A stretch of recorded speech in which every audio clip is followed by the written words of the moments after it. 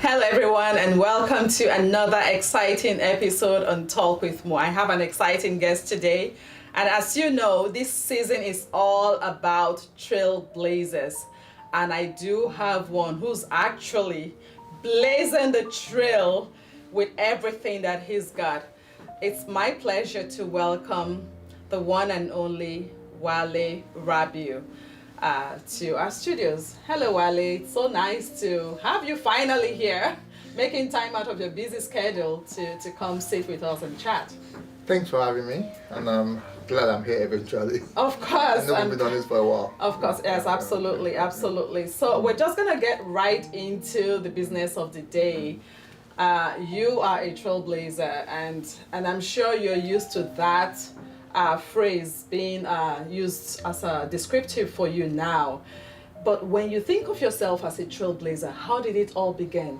Who is Wale Rabiu and why are you a trailblazer, or how did you become one? Okay, thanks for a very good way to start. Who is Wale Rabiu? Okay, that's my name, Wale Rabiu, Adewale Rabiu. I mean, that's the full name. Yes. I started from Nigeria. Okay. You know, whatever people say about me, I like it to always start from Nigeria. Wow. Because I always tell people that no matter what you become when you go abroad, in the diaspora, it must have been that Nigerian spirit in you that is pushing you. The foundation. Yes, it's the foundation. There's really nothing new that diaspora will add to you if you're good already from Nigeria. Apart from the enabling environment, and the ease of doing things, other than that, the Nigerian spirit in you will always make you to excel. So what you're saying is if you don't have excellence, or if you don't have the spirit to succeed from Nigeria, you can't start building on that here. People can learn. Yeah. But I'm saying, for me, and for most people that I know, I will attribute the success outside of Nigeria to what Nigeria has made of them, not necessarily that they've come to learn new things there. There's a bit of fine-tuning, you know, that will happen, definitely. Yeah. But it is that Nigerian spirit that there's a Nigerianness. Honestly, I so much believe in that. Because even when people now try to attribute everything to, oh, Canada, no, I say, Canada is a wonderful place to be, but you can't take away over 40 years, about 40 years I spent in Nigeria before coming to this place, no. So whatever is happening in the last 8 years I've been in Canada can't just be Canada, no. Let's break it down for our audience. I mean, I'm Nigerian, so I kind of understand what you're talking about. But when you're talking about the Nigerianness, if you don't mind my using that word, what is it about Nigeria or the Nigerianness? What do we learn? What's been ingrained in us? Is it the tenacity? Is it just working without NEPA, without light, and just knowing that you have to succeed? What is it that was so ingrained in you that was the foundation to every other success to build upon?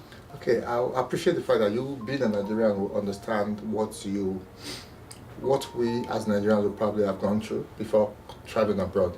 And I won't say it in the bad way. It's more of things that has contributed to our success in life, things that are making us very thick, very, very resilient, very determined, you know, especially when things don't come easy for you. Imagine waking up from Ikorodu and you have to resume at 8 o'clock in your office in Balogun Market. And that's actually how I started my work life in Nigeria. I was sharing a flat with a friend of mine in Ikorodu, and it's not ordinary Ikorodu, it was somewhere in Odugi, that's around, that's around Laspotek. Okay. So you have to be in Balogun Market, that's where I was in the Standard Trust Bank. What were you doing in Balogun? That was Standard Trust Bank. That was my first job after I left NYC. Okay. So I was employed as a marketer, so they call it relationship manager. And so I was living with a friend in a flat in Ikorodu. So 4:30 a.m. you have to be up. If you don't, 4:30. Yes, if you don't get to Ikorodu garage by 6 o'clock, you will miss the bus. And if you miss the bus, you can't get to the office until 9 o'clock. And that will be too late. That will be too late. And it could cost you your employment. It's going to cost you your employment, definitely. So that's why, you know, so having gone through that, you now come to an environment where you can just pick up your phone, put the address on the Google map, and it tells you 15 minutes, or it tells you 20 minutes. and barely, if nothing emergency or nothing drastic or nothing that unforeseen happen, you're going to get there in 15-20 minutes. Right. You know. Right. So you're used to planning, you're using almost 4 or 5 hours to plan your day, and now you find yourself in an environment where within 15 minutes you can plan a trip and you're there. You're there. So you're likely to find it easier. Right. So that's what I'm saying now. The Nigerianness has trained all of us to be tough. You know, so that when we now get to an environment where things work a bit smoothly, then you're likely to excel, except you don't want to. It's so great that you reflect on how you started. And people hear of success stories, and there's usually what the people say, you see my story, or you see my glory, you don't know my story, people say. So you started from Ikorodu, living with your friend in Ikorodu, and I take it you couldn't even afford your own flat at the time. Not in Lagos. At the time, and then you worked your way. At what point did you decide you were leaving Nigeria? Okay, the Ikorodu story that I just mentioned was about, 2002. Okay. So that was a long time ago. So I left Nigeria in 2016. Okay. So as of 2002, I didn't even know I was going to leave Nigeria. Traveling abroad wasn't part of I just wanted to start a life in Nigeria, you know, fresh out of NYC, you know. So coming to Canada will always be, whether we like it or not, it was my wife's idea to live abroad, not mine. I was never interested in living abroad.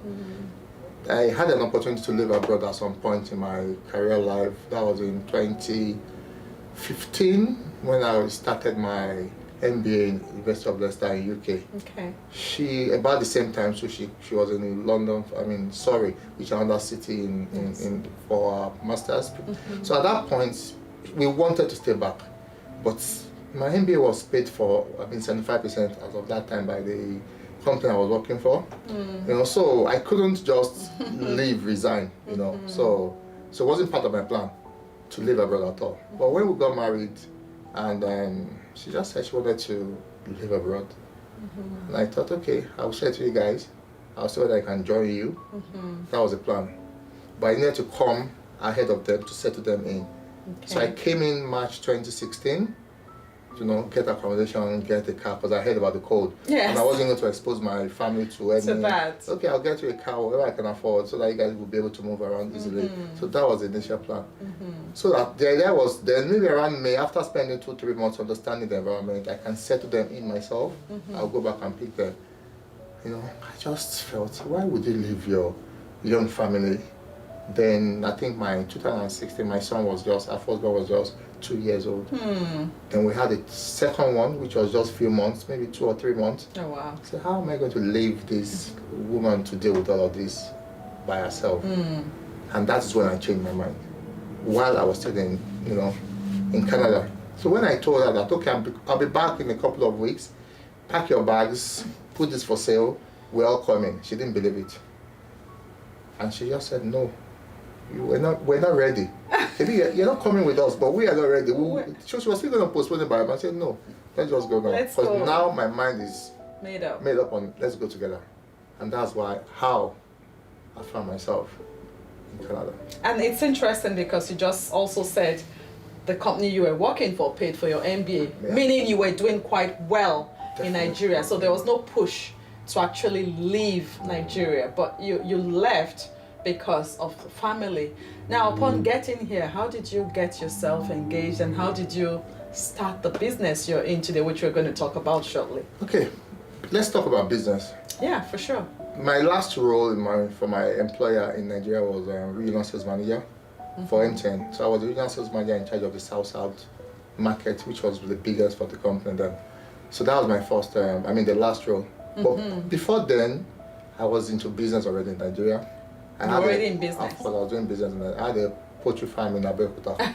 So very fun. Every Friday evening when people close and guys are going to club to hang out. You are heading to the poultry farm. Heading to Abeokuta, my poultry farm, you know. I'll be there till Sunday. At times I'll come back Sunday evening or come back Monday morning, resume straight in the office from the farm, you know. So that has always been our life beyond the poultry farm. Because my wife then was working in the oil and gas company, so we took advantage of that to start our own diesel distribution company, which she was the one managing that, you know. So we had delivery trucks. We're given banks, at least a couple of banks were supplying their branches diesel, estates, residential estates, yeah, churches, businesses. So you had a big cabal of clients. Definitely, we're comfortably, I mean, supplying. Our client base was really deep that we're busy supplying diesel. The poultry was big that we had about 25,000 birds. We're selling almost 400 crates of egg every day, you know, shipping it from Abeokuta to Lagos. So we've always been in business. And that's one of the reasons why I said, you can't just wake up into business. I'm not saying some people have not gone through that route, but it's for, in my own case or in our own case now, we've always been in business from Nigeria. So you've kind of learned the ropes. You're not just coming here as a newbie or a rookie to start a business. No. So now let's get into the business you're in here. We all know you as the Agege Bread person, but was that always the vision? Was it to start a bakery, or did you think of, I'm going to go into real estate, or I'm going to start a poultry farm? The things you knew to do, I was going to go to probably Vancouver and start distributing oil. Did those ever cross your mind? How did you settle on Agege Bread? Okay. This is one question that I've answered several times, and I will go deep into it again. Please. Business, yes. We actually sat down, like every other family. I believe everybody sits down at the end of the year or at the beginning of the year to review, to evaluate, and to plan ahead. Not everyone, but let's go ahead. Go ahead. So we sat down, and one of the things we decided to do was, okay, we're going to Canada. It's a new environment. Any business opportunity, we prayed for it. Whether you believe in prayer or not, you ask somebody. When you plan and you believe something is going to happen to you, maybe some people are not calling pray, might be planning. So we prayed in our own case that we will look for business opportunity, and we'll take those opportunities when we arrive in Canada, because of the fact that we've always been doing business in Nigeria. So at that point, we're actually thinking of, okay, should we still continue paid employment in Nigeria? So you can imagine now coming to Canada. Paid employment wasn't one of the things that we were planning big on settling in Canada. So it was meant to be business opportunities. But how do you just jump into business in an environment that you don't understand? So we arrived in Canada. Let me just fast forward it. So we arrived in Canada having spent 14 years in Nigeria at the telecom industry. I was employed for about 14 years. So it was easy for me to get a telecom job in Canada. So I was with Rogers for 3 years. So I got a role of senior business analyst with Rogers in Brampton. That's one of the biggest offices in the whole of Canada. So I was there for 3 years. So before I left, I was managing big projects for Rogers. because I enrolled for my project management professional exams. I passed it. So one of my major responsibilities was handling the big projects. At least I still tell people that I manage one of the biggest IT implementation projects for Rogers. That's IFRS 15. For those that understand accounting provision, ISB provisions. So IFRS 15 was about how companies will manage financial contract with their customers. So our responsibility then was to implement a new system that does that in compliance with the IASB provision. So I was on that project. I was the lead business analyst on that project. So that's what I started my life in Canada with. Then, like I said, we planned and we prayed for business opportunity. Then it was about the same time that my wife was pregnant for her last born, and she was craving bread. Funny story, but it's the truth. So that's what actually exposed us to the fact that there was no one single Nigerian bakery in the whole of Ontario. So when you said she was craving bread, craving a particular... Agege bread. She was craving Agege bread. Agege bread, not Oyinbo bread. And nothing will do, nothing else. It had to be Agege bread. So it was my responsibility to start looking for bread up and down.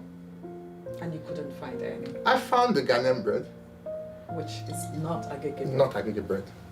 Very close to it, but not Agege Bread. But that was the only thing available then. So that was the only thing that we were buying, eating then. So, but after a while, I realized I wasn't working for her. That was what she was craving. I'll get the Ghana bread. She still will not eat it. And that's why we now realized, okay, so there's no one single Nigerian bakery in the whole of Ontario. And we all know that Ontario with about 14, 15 million people, that's almost 40% of the whole of Canada. So there's nobody baking our bread, and the Nigerian community was growing. Apart from the Nigerian community, the African community was growing.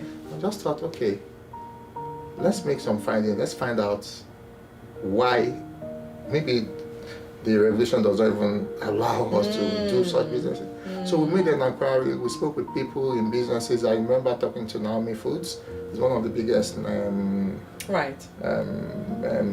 what's it called?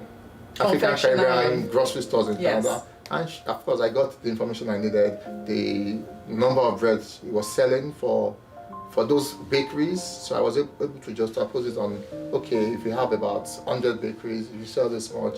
So I just sat down. I put on my accounting, plugged in the numbers, and I sat down. I did this. So yeah, this would be a good business. It wouldn't be a bad side hustle, side business, to start with while I was still working at Rogers. And that's why we went into the Agege Bread. So we said we will bake Agege Bread. We didn't just want to bake any bread. It had to be Agege Bread. It's not going to be. We're not going to bake any bread that would look like the other bread that we know. We wanted Agege Bread, and we went for Agege Bread. So that's how. There was a void, and you were filling that void. Now, was there ever at any point you decided or you considered, wow, will this even sell beyond Ontario? Because I know that you are beyond Ontario now. Was there any beyond the GTA? Okay. So was there at any point you thought, oh wow, we're just going to be limited here, or I would like to grow beyond Ontario? One of the things we did then when we started was to look at what city would be the best to start this. We were living in Milton at that point. So the easiest thing was look for a business, commercial building in Milton and set up your business for ease, But of course, like everybody should do, talk to people when you're starting a business, talk to people that have been in it before you, talk to people that you believe know more than you, talk to people that spend more time around. So I went out again talking to people. It's part of what every businesses will call part of their feasibility studies. So I went out there, and that's where I realized that Milton might not be central to everybody. Milton might not have the kind of crowd that will support your business from a startup like a bakery. Now, if you go to a place like a Brampton, it's much more cosmopolitan in nature. You have people from every ethnic nationalities that if you're able to sell successfully there, then you have a brand that can succeed in Canada. Just like you have a brand in Lagos that is successful in Lagos, you can be sure you can sell it in another part of Nigeria. That's right. So that is what we just, okay, let's start in Brampton. So we listened to the advice of those that we had discussion with, and we started in Brampton. It's interesting you say you spoke with people. I know many Nigerians watching this will be like, if you speak to people, they'll steal your ideas. Now, did that fear ever come up? Because that's a real fear. People fear, oh, well, there's going to be competition, or they'll steal my idea. Were there specific people you spoke with? Did that fear even ever cross your mind that you're going to be speaking to people and telling them strategy of what you're thinking, and that could be stolen? Did you ever think about those? Yes, it was there. But the truth is, we were not going to allow that to deter us from to stop you from what we wanted to achieve. We needed that information. The alternative was to just jump into the market without getting the right information. That would have been much more costly than telling people, sharing. So, like, people have mentors in businesses. People employ consultants before they start their businesses. That's right. It's part of what everybody should do when you're starting a business. If you have to sign non-disclosure agreement with them, sign it. But you need information like that. Right. People that understand the environment, people that understand the market that you want to play in. 2018, I was just about less than 2 years even in Canada when we started the business. So, because we came in 2016. So, we needed more information about what to do, where to go, and who to talk to. So, there is benefit. What you're saying is there's benefit in talking with the right people, if you will. The right people. The right people. Yeah. And now, I can't help but ask this question. Telecoms background, banking you've mentioned, a bit of business or a lot of business in Nigeria, unrelated to bakery. Did you go to learn baking? Did your wife learn baking? How did you dabble? How did you get into that and you were so successful? Because I'm sure everyone else is wondering, he has no background in baking, so how did he get here? So would like to know what were your strategy? How did you even get into bakery and you're doing so well in that? Okay, I'll start by telling people that I couldn't even fry pop-off. Back home in Nigeria, though it was not my thing. Not baking. Even when I said we're planning or praying for businesses in Canada, baking or bakery was not even part of it. But like I said, like every business is, you see the opportunity. It's either you take it or you don't take it. Someone else will take it if you don't take it. Then nature doesn't like vacuum. Something must fill it up somehow, you know. So we were just, I use the word fortunate, to be at the right place at the right time, and we took the right decision. Because we could have done our evaluation and said, no, we won't go there. I have friends that asked me, very close friend of mine, are you so sure you're going to sell? If you go into a typical supermarket in Canada, you're going to sell up to 15, 20 kind of grams of bread. Yeah.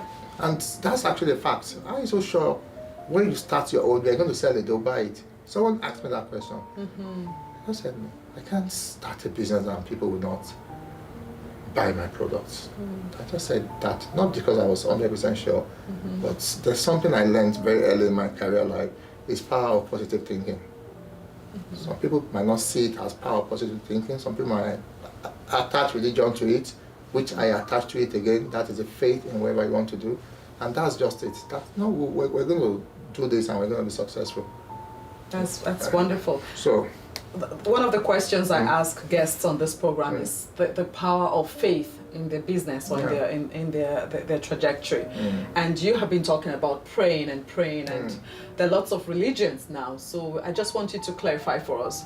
When you say you pray, what's your faith? What's faith in you? And this power of positive thinking, is it something that you can teach others to learn, and they can. Okay, I'll answer it this way. I will not mention any faith. Are you a Christian? I'm a Christian. I'm a Christian, and I'm proud to be a Christian. All right, thank you. That's one of the questions we wanted to ask. Okay. But the fact is, whether you believe in Christianity, in Islam, in wherever your religion is, believe in something. There's something we all agree on. Okay. That there's a higher force. Higher force, whether it's a supernatural being, whether it is the nature controlling things somehow. Yes. Just so if you think positively towards that thing, and that's why some people believe, and I believe it too. What you think, what you dream, what you see, if you pursue it, will happen.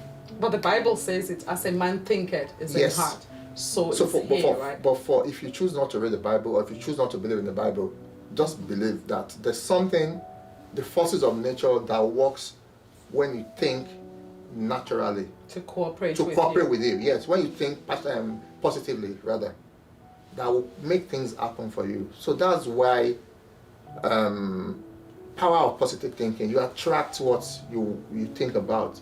So that's just it. I'm a Christian, but when I say pray, you don't have to pray as a Christian. You can pray as a Muslim. Just believe in wherever you believe in yourself, believe in your ability, then work hard. Even hard work, there's a way nature, God, or whatever you call it, rewards hard work. I believe that. But going back to one of the questions we asked, how did you now start bread bakery? Of course, I went back to Nigeria to learn. Not because I wanted to be a baker, but just because I wanted to understand the type of business we're putting our money into. The dynamics. That's one of the, that's the only reason why I traveled back to Lagos. to learn how a bakery is run, how bread are made, not necessarily how to bake bread.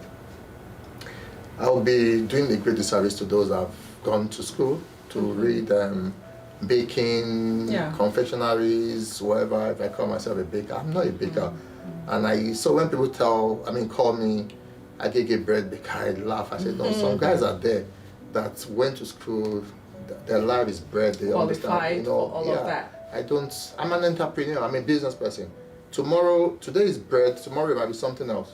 And along that line, what are you thinking of next? What's next on your? A few years ago, it was poultry, oil and gas. Now it's bread.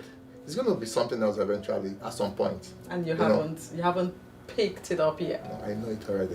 You know it already, but you're not sharing with us yet. Not yet. Not yet. Not at the moment. We're going to be following up on you, and yes, we celebrate your wins, and we're so glad that you found the time to share your story with our audience. And yes, so if you had a word to advise someone who's looking at you in Nigeria, in Ghana, in wherever they may be, and saying, wow, I'm thinking so positively, I want to be as successful as him, what would you tell that person? Wherever they are, at whatever the level, they're looking up to you, they want to be the next Wale Rabiu. What are you going to say to them? I would say it's simple. Follow your dream. Don't let anything hold you back. Like I said, some people were telling me or asking me, are you so sure you're going to sell it? If I listen to them, I probably will not start. Follow your dream. Don't let any natural impediment that come with setting up a business, whether it is capital, other resources, don't let them hold you back. So long you believe in what you have a good product, you have a good service, and you believe in yourself, go for it. Don't be afraid to even talk to people about it. You ask a question, was I not afraid, or were we not afraid of sharing information? Right. We've helped businesses to grow in this Canada. We've assisted another bakery, a Nigerian bakery, to set up in this city of Oakville. Some people came to me, how would you teach somebody your trade? I said, he was going to start it anyway, with or without me. Absolutely. I spoke with some people before I started. So why can't I just help another person to set up his or her business? So for me, don't let anything hold you back. Talk to people, get advice. When it was becoming too much for us to handle, we went into franchising. So today we will say conveniently and with all sense of humility that we have helped more than 6 families to have a livelihood in Canada. Wonderful. These are franchisees. We have a franchise in Calgary, we have a franchise in Waterloo, we have a franchise in Ottawa, we have in Windsor, and we have in Oshawa. And we're going to start the 6th one in New Brunswick in the next couple of weeks. Wow. So these are people that are they're recruiting Nigerians and non-Nigerians. So whatever we started 6 years ago, the reach is has helped not just us, but other people. And they're even employing people. Wow. So if you look at what we do as a business today in all our franchises, but all our 2 locations we have in the GTA. Right. You can imagine the number of people that we have helped to employ. We can imagine the number of families that are benefiting from the business that we started 6 years ago. So go for your dream. Don't let anything stop you. Talk to people that can assist you. I tell people this, don't let capital, I don't have money, no. That is not, it's not for me, enough excuse. Tenable excuse. Not for you, for you not to start your business. No. Right. There's so many idle funds sitting looking for good ideas to back. The money will come out if you have beautiful ideas. Just talk to the right people. Talk to the right people. Yeah. And on that note, are you available for people to, I know you've spoken to some people. Yeah. So if people want to reach out to you, how can they reach out to you? Okay. Another part of what I've been doing since I started the bakery is I have another consulting. I hope you're not going to charge me for this. I have Rubik's Consulting. So what does Rubik's Consulting do? So what we do in Rubik's Consulting is to advise businesses, and we do mentorship too. Now, a few months ago, I was opportune, and I think it was a privilege for York University with the Black Enterprise Black Entrepreneurship Alliance. Right. Then Canada here, they were sponsored, it's a government-sponsored initiative. So they started this food accelerator program. I was picked as one of, let me use the word, Pioneer. not pioneer, the second, I think they've had the first one, but the only African to be a mentor to help food businesses to grow. Those are the new businesses that has just started in Ontario that needed business leaders to help them, whether they go to market strategy, how to navigate setting up, how to navigate permits and licenses from the government, how to grow into franchising. So I was on that program for 4 months, May to September of last year. We're going to have another one that's starting this year. Now, these are so many programs that people can key into so that they can be able to get the necessary advice. And information and resources. Yes. So, just to answer your question, we're doing mentoring or mentorship program for businesses already. Right. So, and we're not just doing it on our own level. Institutions like your university have identified and, of course, they paid. It's not a lot of money, but of course they pay for it. And so many other businesses in GTA that are Nigerian based or African based, they always call us and we reach out to help them to set up. So interesting. We are available. So we have a consulting firm of our arms of our business that handles mentoring, business strategies, business setup, change management. And is there a website to Ruby's Consulting? We will be sharing that very soon. All right, so great. So we'll look out. People should look out for rubyconsulting.com. That's the website. All right, great. So we're going to be putting that in our description as we share this video. But thank you so much for coming. And yes, you've heard it all from Wale Rabiu. If there's one thing you can take away from this chat, from this interview, it is follow your dreams and do not let anything be an impediment in your way. So on that note, we'll wrap up. I always say, take good care of yourself. Until next time, I'll catch you later. Bye now.